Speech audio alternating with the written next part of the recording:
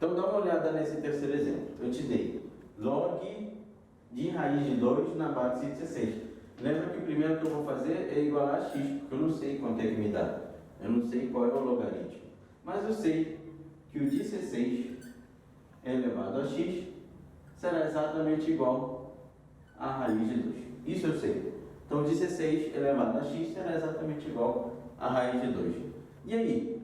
Bem, vou trabalhar agora com exponencial. O log acabou, agora vira exponencial. Essa será a nossa ideia de resolver logaritmos pela definição.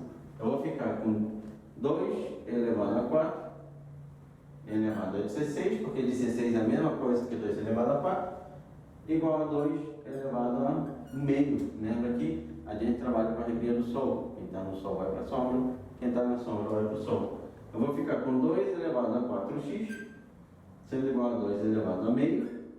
Então 4x tem que valer exatamente meio, x tem que valer o 4, está multiplicando, vai para lá dividindo, ou seja, multiplica o denominador, 1 sobre 8. Encontrei o valor do meu logaritmo, ou seja, o logaritmo de raiz de 2 na base de 16 vale quanto? O oitavo.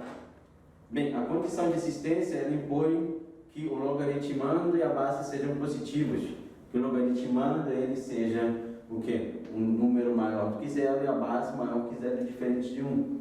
Mas ele não impõe nenhuma restrição para o resultado. E o resultado do logaritmo? O logaritmo pode ser fração, negativo, positivo, pode ser qualquer valor. O resultado em si vai te dar qualquer valor.